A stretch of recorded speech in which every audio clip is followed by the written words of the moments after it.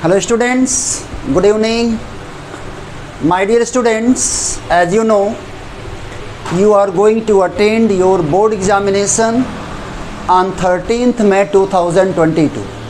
So I am here with some tips and tricks for your examination of English Core 301. Okay? My dear students, one thing I want to make it clear that your question paper will be very easy. Your question paper will be very easy and you are going to attempt your question paper very well. I am confident and also you must be also confident for that. Okay? Term 1 के according term 2 का paper नहीं होगा, ठीक है? बिल्कुल clear मैं आपको बता रहा हूँ।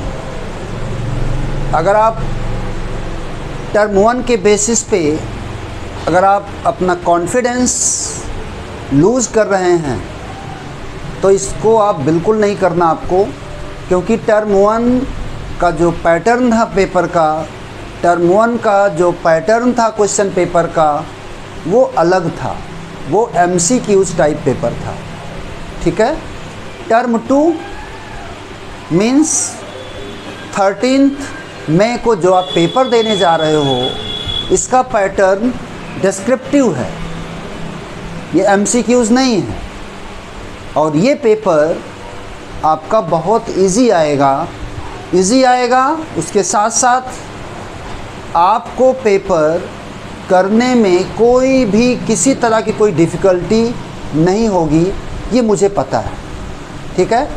मैं आपको बूस्टअप करने आया हूँ और आपको पेपर कैसे करना है कुछ इस पर भी मैं आपसे डिस्कस करूँगा।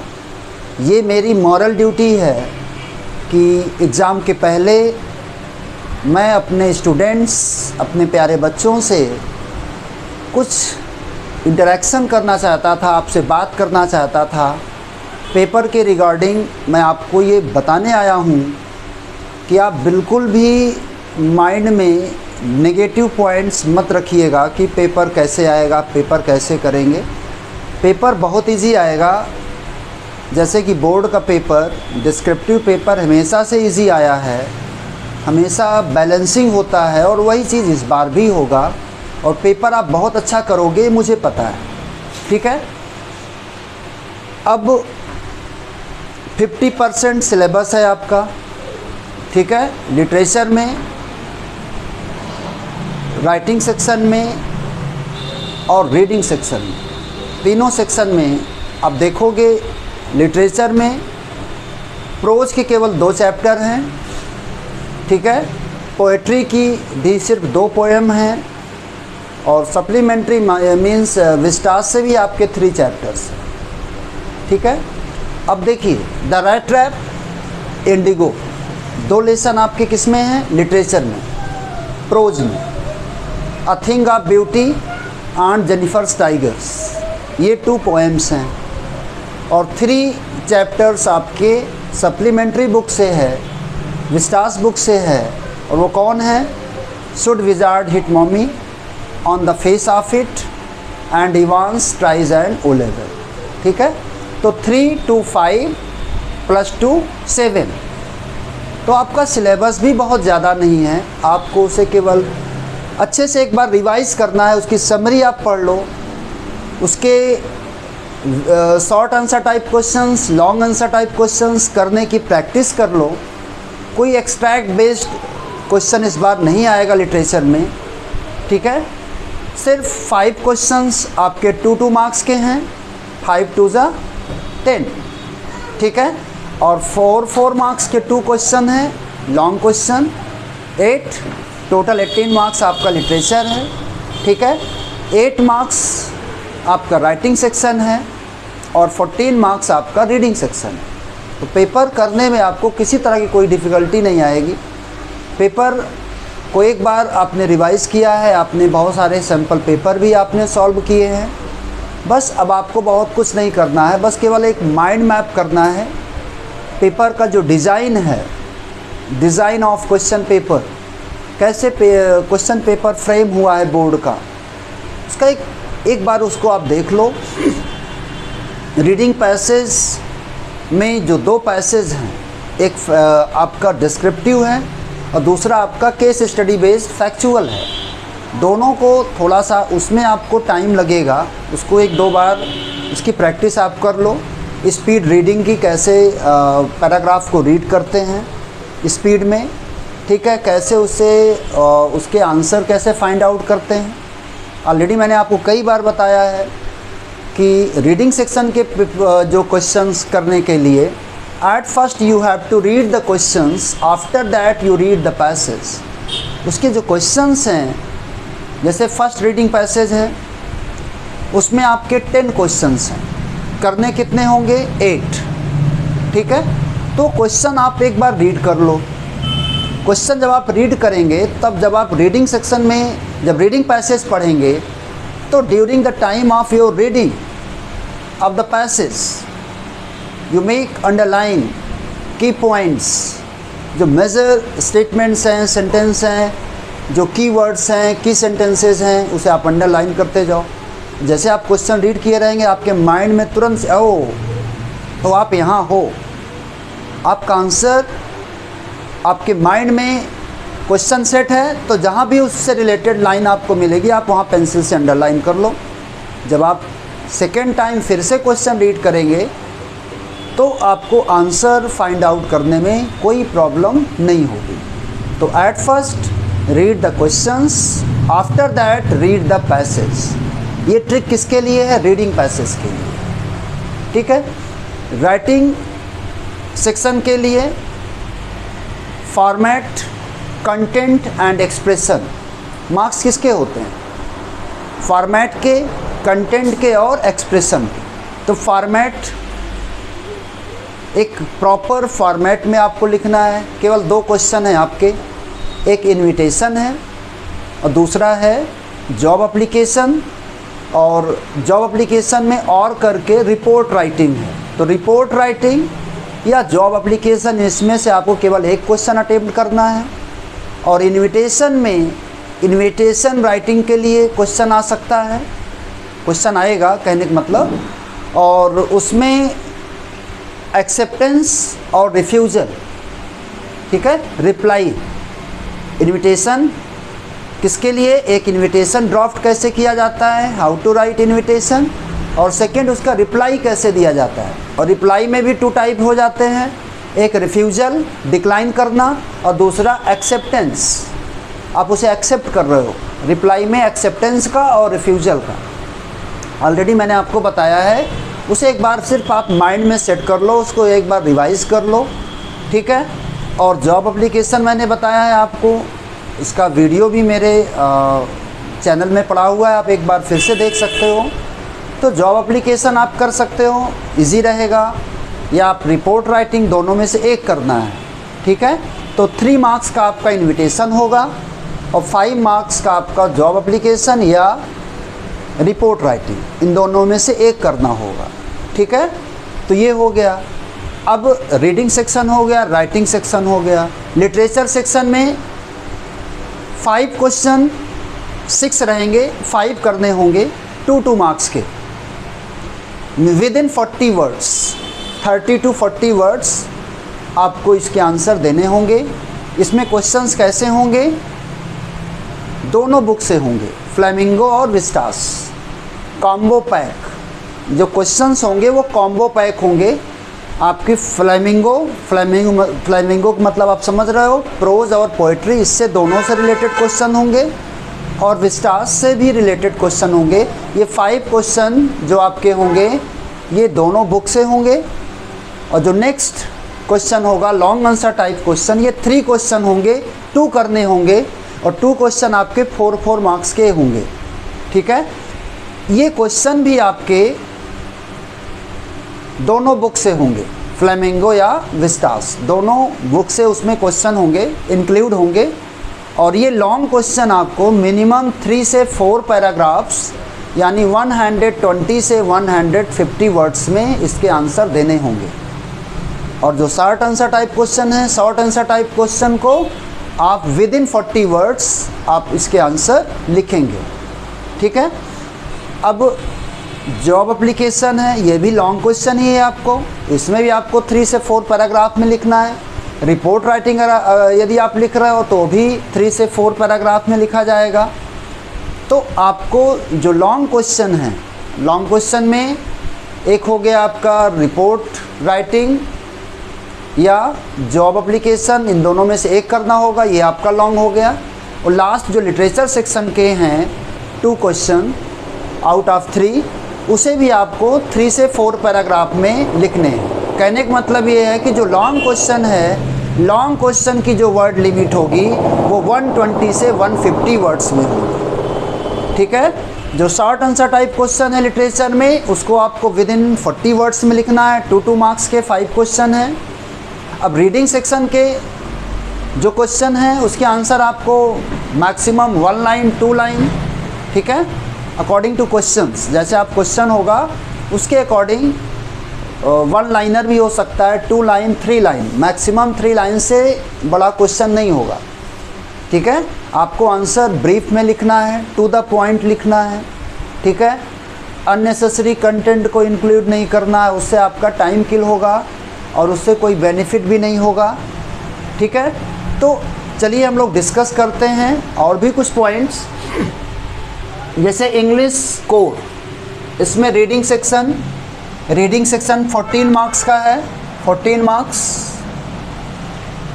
कॉम्प्रिहेंशन 2 कॉम्प्रिहेंसिव पैसेज होंगे, एक डिस्क्रिप्टिव होगा। ठीक है। डिस्क्रिप्टिव आपका 8 क्वेश्चन होंगे, 10 क्वेश्चन होंगे। 10 क्वेश्चन में 8 क्वेश्चन करने होंगे, यानी 8 मार्क्स का होगा। और सेकंड जो केस बेस्ड फैक्चुअल पैसेज है, इसमें आपके 8 क्वेश्चंस होंगे जिसमें 6 करने होंगे। ठीक है। कहने का मतलब ये है कि 8 + 6 दोनों मिलाकर के 14 मार्क्स आपका क्या हो गया, रीडिंग सेक्शन हो गया। रीडिंग सेक्शन कैसे करना है? First you read the questions, after that read the passage, then you attempt your question. ठीक है। फिर क्या है राइटिंग सेक्शन। राइटिंग सेक्शन में 2 क्वेश्चन है, already I have told you. Invitation writing 3 marks, job application और रिपोर्ट राइटिंग, इसमें से एक करना होगा, दोनों नहीं करना होगा। ठीक है। तो 5 + 3। अब इसमें क्या करना है, आपको एक अप्रोप्रिएट फॉर्मेट में लिखना है। अगर आप रिपोर्ट लिख रहे हैं तो उसको एक फॉर्मेट में, जैसे मैंने आपको बताया है, सेवरल पैराग्राफ में उसे चेंज करना है। Several paragraph means 3 to 4 paragraphs में होना चाहिए। जॉब एप्लीकेशन दोनों में से एक करना है। फिर लिटरेचर सेक्शन में देखिए question number 1, question number 2, question number 3 invitation, question number 4 job application और रिपोर्ट राइटिंग, A-B करके रहता है, एक करना होगा। ठीक है। ऐसे इसमें है। फिर लिटरेचर सेक्शन यानी question number 5, 1 2 3 4 5, question number 5 short answer type question रहेंगे 30 से 40 वर्ड्स में। कितने क्वेश्चन होंगे? 5 होंगे, 6 करने कितने होंगे? 5 × 2 = 10 marks. Long answer type question literature से होंगे। ठीक है। ये भी लिटरेचर बुक से हैं, ये दोनों लिटरेचर सेक्शन से हैं। फ्लेमिंगो और विस्टास 2 टेक्स्ट बुक है आपकी, आपको मैंने चैप्टर से बता दिया है। द रेड ट्रैप और इंडिगो। पोइट्री में क्या क्या है? अ थिंग ऑफ ब्यूटी, दूसरा आंट जेनिफर्स टाइगर। अब वैसे ही सप्लीमेंट्री बुक में should wizard hit mommy, second दूसरा चैप्टर क्या है?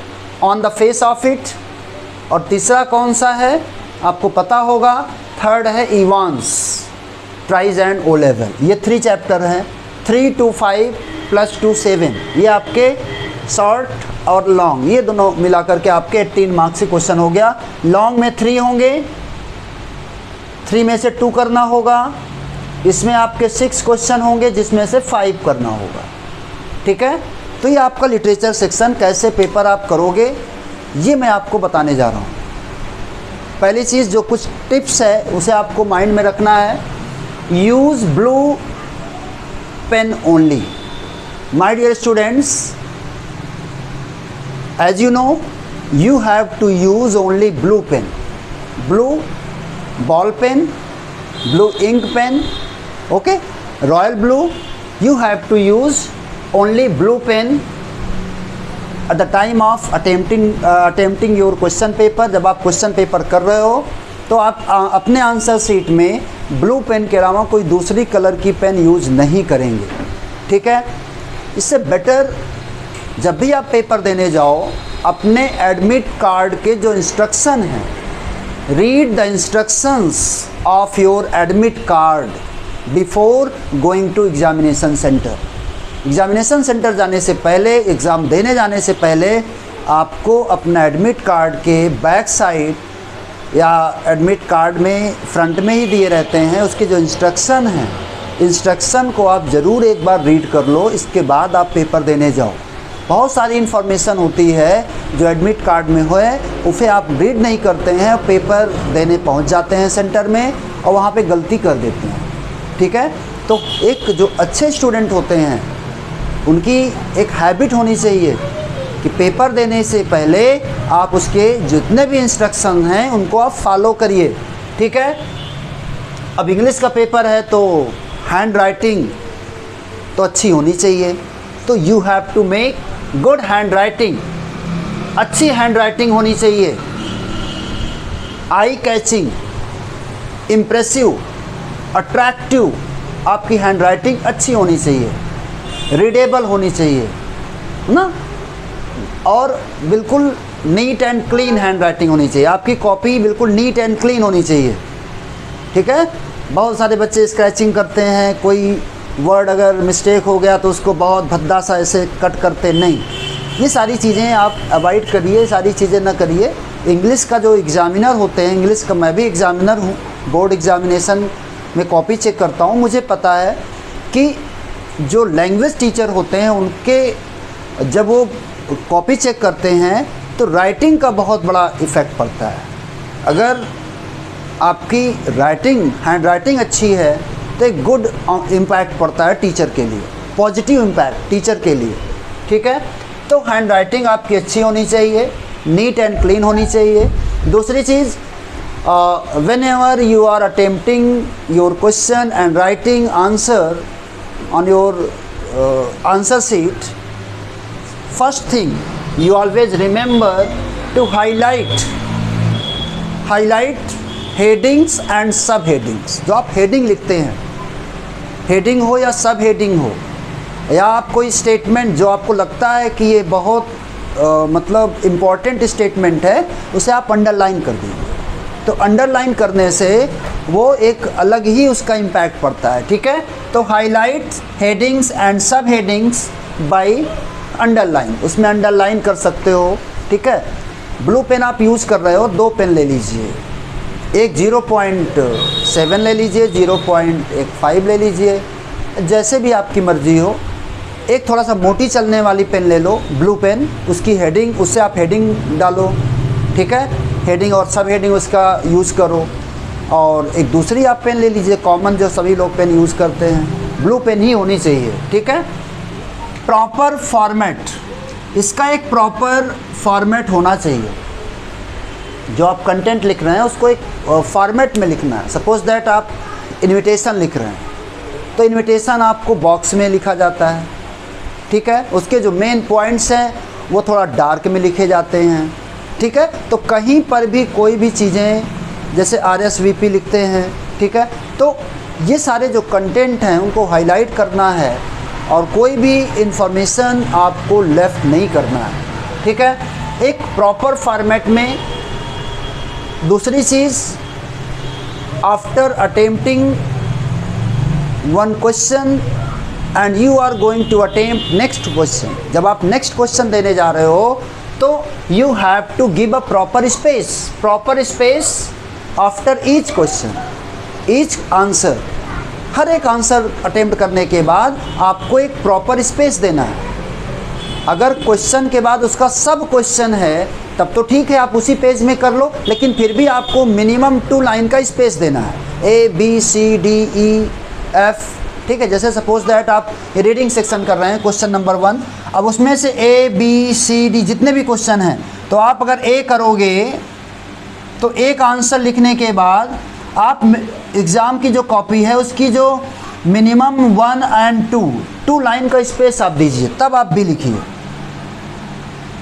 ठीक है। फिर 2 लाइन का स्पेस दीजिए, फिर सी। जब आप ऐसे करेंगे तो बिल्कुल वो क्लियर होगा कि ये क्वेश्चन नंबर 1 का ए है, बी है, सी है, एक प्रॉपर स्पेस देना है। और जैसे ही क्वेश्चन नंबर 1 कंप्लीट हो गया, सपोज दैट अगर आपका एक ही पेज में आ गया तो कोई बात नहीं, नेक्स्ट पेज में आप क्वेश्चन नंबर 2 करोगे। लेकिन अगर वो पेज आपका सेकंड में भी जा रहा है, सेकंड में हाफ, अगर आपने क्वेश्चन नंबर 1 के हाफ, सेकंड पेज में भी अगर हाफ पेज आपने किया है, तो क्वेश्चन नंबर 2 आप उसी से स्टार्ट मत करिए, हाफ पेज के बाद तुरंत आप जो आप क्वेश्चन नंबर 2 नहीं, you have to start your new question from new page. New question को आप न्यू पेज से स्टार्ट करिए। सब क्वेश्चन से बात नहीं कर रहा हूँ, सब क्वेश्चन आप उसी में कर लो, लेकिन जैसे ही क्वेश्चन नंबर 1 के बाद 2 पे आप आएंगे, न्यू पेज में करिए, ठीक है। 3 क्वेश्चन नंबर है उसको न्यू पेज में करिए। ये मत सोचिए कि ये हाफ हमारा छूट जा रहा, छूट जाने दो। ये पेपर करने का एक तरीका होता है, न्यू क्वेश्चन को न्यू पेज में। आपकी 30 पेज की जो कॉपी है, 32 पेज की, क्या करोगे उसको? अगर आप इधर स्पेस नहीं देंगे, लास्ट के पेजेज आपके लेफ्ट रहेंगे, 5 से 6 7 पेज आपके खाली रह जाते हैं। तो आप एक सिस्टमेटिक वे में पेपर करिए। एक क्वेश्चन करने के बाद आप उसको नए क्वेश्चन को नए पेज से करिए। अगर सब क्वेश्चन है तो उसको आप 2 लाइन का, मिनिमम 2 लाइन का स्पेस देते हुए आप उसे लिखेंगे, ठीक है। बिल्कुल नीट एंड क्लीन आंसर लिखेंगे। आंसर आपके ब्रीफ होने चाहिए, टू द पॉइंट होने चाहिए। 30 to 40 वर्ड्स का है तो आपको 60 वर्ड में लिखने की क्या ज़रूरत है? Why you are wasting your time? You are not going to get any award, gold medal. कोई गोल्ड मेडल नहीं मिल जाएगा आपको कि आप 40 वर्ड्स में कहा है आपने 70 वर्ड में लिख दिया। चलो ज़्यादा रहेगा तो कोई दिक्कत नहीं। क्यों ज़्यादा रहेगा? क्यों ज़्यादा लिखोगे? क्यों फालतू की चीज़ें लिखोगे? अगर पूछा है कि राम को किसने मारा, तो आपको अयोध्या की कहानी लिखने की क्या ज़रूरत है? आप सिर्फ एक लाइन में या एक वर्ड में लिखो राम, बस। हु किल्ड रावण, आंसर लिख दो राम। या अगर आप थोड़ा बढ़ाना ही चाहते हो, राम किल्ड रावण, बस 1 वर्ड, 1 फ्रेज या 1 लाइन। तो अननेसेसरी कंटेंट हमको नहीं लिखना, इससे आपको अवॉइड करना चाहिए, ठीक है। सेकेंड, लॉन्ग क्वेश्चन को minimum 3 to 4 paragraphs, already I have told you. Avoid exceeding word limits, same thing, don't exceed your word limits. Word limit को एक्सीड नहीं करना है, स्क्रैचिंग नहीं करना है, ठीक है। अब कहने का मतलब ये नहीं कि अगर आपसे कोई वर्ड गलत हो गया, आपने कोई वर्ड लिखा नॉन रेशियल, नॉन रेशियल में आपने एक ही जगह आई कर दिया। अब आपने गलती कर, अब आपने कैसे इसको कट किया? ये ऐसे आपने कट कर दिया, पूरे पेज में वही हाईलाइट हो रहा है, कितना गंदा लग रहा है। एग्जामिनर बहुत इस सब चीज़ों से मतलब इरिटेट होता है, कैसे बच्चा गंदा लिखा है। मत ऐसा करो, इस चीज़ों से बिल्कुल बचो, बिल्कुल इस तरह से स्क्रैचिंग नहीं करना है। आप गलती हो गई, नो प्रॉब्लम,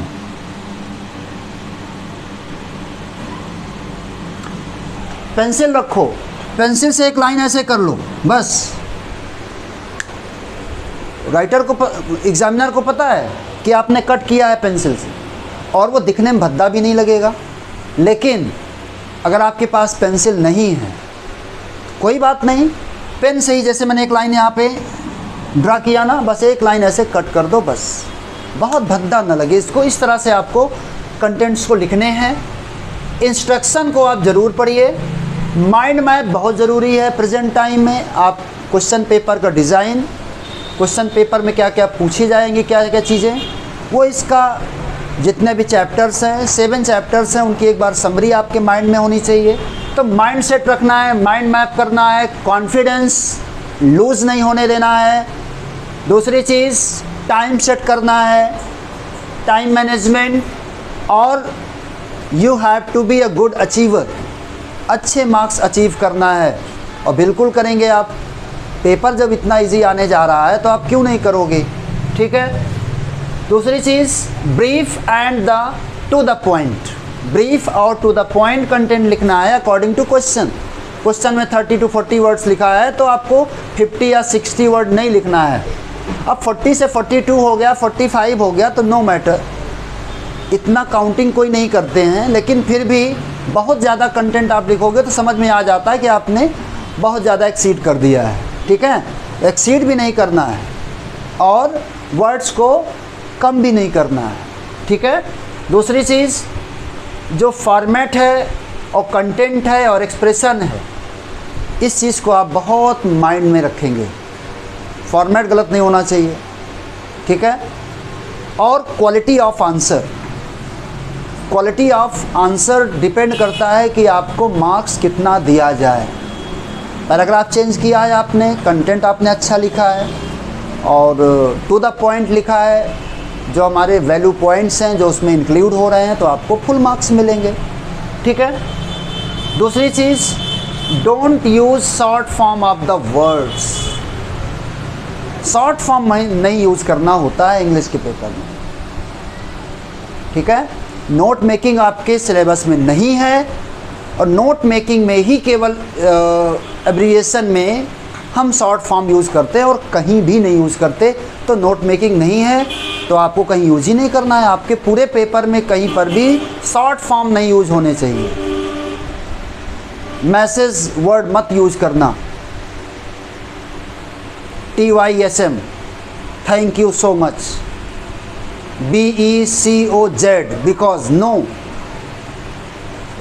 ये सारे जितने भी शॉर्ट फॉर्म हैं ये आपके मार्क्स, अगर आपने किसी भी आंसर में 4 से 5 शॉर्ट फॉर्म यूज़ किया तो आपका 1 मार्क्स माइनस हो जाएगा, 1 मार्क, ठीक है। जैसे अगर आपने बिटवीन लिख देते हैं, एंड लिख देते हैं, बिकॉज, हाँ, तो जितने भी आपके शॉर्ट फॉर्म हैं दूर रखना, इन्हें बिल्कुल भी आप एग्ज़ाम में नहीं लिखोगे, अदरवाइज़ आपके मार्क्स डिडक्ट हो जाएंगे, ठीक है। दूसरी चीज़ check your answer sheet, check your answer sheet at last moment, last 10 minute आपको ज़रूर सेव करके रखने हैं, जिसमें आप अपनी पूरी आंसर सीट चेक करेंगे। कहीं आपने क्वेश्चन नंबर, कहीं पे क्वेश्चन नंबर तो नहीं भूल गए आप, आपने आंसर तो लिखा लेकिन क्वेश्चन नंबर आपने वहाँ पे नहीं मार्क किया, क्वेश्चन नंबर नहीं डाला आपने वहाँ पे, तो एक बार सारे आंसर आप, और don't decorate your answer seat. बहुत सारे बच्चों को देखें ना, स्केल लेकर के चारों तरफ उसको ब्रैकेट बनाते हैं, हर एक आंसर के बाद एक लाइन खींच के उसको पैक करते हैं डिब्बे में। नहीं, कॉपी को डेकोरेट करने से नंबर नहीं मिलता है। हैंड राइटिंग अच्छी होनी चाहिए, कंटेंट्स अच्छे होने चाहिए, डेकोरेशन की ज़रूरत नहीं है। डेकोरेशन करने का मतलब है कि आपके पास इतना टाइम आप क्यों दे रहे हो फालतू में, उसका कोई मतलब नहीं है, ठीक है। कॉपी को ना डेकोरेट करना है, बस जैसे मैंने आपको बताया कि आंसर के बाद आप स्पेस दीजिए, ऑटोमेटिक समझ में आ रहा है कि आपका ये आंसर नंबर, क्वेश्चन नंबर 1 का A है, ये B है, ये C है, D है। बस बहुत कनेक्ट करके नहीं लिखना है, बस एक साथ जुड़ा देते हो ABCD, समझ में नहीं आता कि आपने कौन सा A है, कौन सा B है, कौन सा C है। तो ये मुझे लगता है कि इतनी जो मैंने टिप्स आपको बताई ये सफिशिएंट है। बाकी टिप्स तो मैंने आपको क्लासेस में बहुत सारी चीज़ें बताई हैं, आप उसे माइंड में रखिए पेपर के टाइम पे, ठीक है। दूसरी चीज़ टाइम मैनेजमेंट पेपर में बहुत ज़रूरी होता है, ठीक है। आपको रीडिंग सेक्शन में मेरे अकॉर्डिंग आपको 40 मिनट्स का टाइम देना चाहिए, गलती ना हो, बढ़िया से करो, ठीक है। राइटिंग सेक्शन में आपके लिए मैक्सिमम 30 मिनट बहुत है, ठीक है। ये 30 मिनट आपके लिए सफिशिएंट है। और लिटरेचर सेक्शन में आप बढ़िया से लिखिए, 40 मिनट इसमें दीजिए, क्या प्रॉब्लम है। 40 80 मिनट्स, 80 + 30 110 मिनट्स। और पेपर में दिया कितना जाएगा आपको time? 2 hours plus 20 minutes. 2 hours means 120 plus 20, आपके पास 140 मिनट्स है। 140 मिनट्स में 110 में आपका पेपर ही हो जा रहा है, अगर आपने टाइम मैनेजमेंट अच्छा से रखा है तो। ठीक है। अब वो जो 20 मिनट्स आपको मिलते हैं उसमें आप पेपर को एक बार पूरे पेपर को देखिए और मैक्सिमम टाइम एक रीडिंग पैसेज को अटेम्प्ट करने में दे दीजिए। वो 20 मिनट आप यूटिलाइज़ करिए, एक रीडिंग पैसेज पढ़ लीजिए, पेंसिल से अंडरलाइन करके बिल्कुल रेडी रखिए। जैसे ही आपको अटेम्प्ट करने का टाइम मिलता है आफ्टर 20 मिनट्स, बस पहला क्वेश्चन आपको कंप्लीट, उसको आप आंसर लिखना शुरू कर दो। पेपर करेंगे कैसे ये आपके ऊपर डिपेंड है। कौन सा आप इजी सेक्शन आप पहले करो, इससे क्या होगा, आपका कॉन्फिडेंस लेवल स्ट्रांग होगा। अगर आपको लिटरेचर करना है सबसे पहले लिटरेचर सेक्शन करो, ठीक है, लेकिन जो भी सेक्शन करो कंप्लीट करो। ये नहीं कि लिटरेचर सेक्शन का आपने शॉर्ट आंसर टाइप क्वेश्चन किया, इसके बाद आपने राइटिंग सेक्शन स्टार्ट कर दिया, फिर आप फिर लौट कर रिटर्न आकर फिर लॉन्ग आंसर टाइप क्वेश्चन कर रहे हो। नहीं, लिटरेचर सेक्शन आप कंप्लीट करो, ठीक है। सेक्शन सी लिटरेचर, इसके सारे क्वेश्चन अटेम्प्ट करो। इसके बाद आप राइटिंग सेक्शन पे आ जाओ। राइटिंग सेक्शन के बाद आप रीडिंग सेक्शन पे आओ। सबसे लास्ट में रीडिंग सेक्शन करो जो आपको सुटेबल हो, ठीक है। और पेपर आपका बहुत अच्छे से और कम टाइम में हो जाना चाहिए, ठीक है। मैंने आपको सफिशिएंट टाइम दिया, 40 मिनट्स, 30 मिनट्स। अगर आपको इसको और मैनेज करना है, इसको आप 5 मिनट यहाँ पे प्लस कर लो, 5 मिनट यहाँ प्लस कर लो, 5 मिनट यहाँ पे प्लस कर लो। ये हो गया कि कितना, क्या 125 मिनट। इसके बाद भी 15 मिनट आपके बच रहे हैं। उन 15 मिनट्स को आप क्या करेंगे, चेक योर आंसर्स अगेन। आप उसके आंसर चेक कर सकते हो, पूरी आप बुकलेट आंसर शीट आप चेक कर सकते हो अपनी। तो इस तरह से पेपर आप करिए। पेपर में क्या है, 2 reading passage, 1 invitation, 1 job application या रिपोर्ट राइटिंग, 5 क्वेश्चन छोटे छोटे, 2 क्वेश्चन थोड़ा लॉन्ग क्वेश्चन, हो गया, पेपर ख़त्म। पेपर में क्या है, कुछ नहीं है। पेपर बहुत इजी जाएगा आपका, बहुत अच्छे से आप करोगे, स्माइल करते हुए आओगे एग्ज़ामिनेशन सेंटर से, ये मुझे पता है। और इसीलिए मैं आपके पास आपसे इंटरेक्ट होने के लिए, आपको बूस्टअप करने के लिए हमेशा की तरह मैं आपके पास आया। और आप लोगों ने मुझे इतनी देर तक मेरी बातें सुनी, इसके लिए बहुत बहुत धन्यवाद। Thank you. Have a nice day.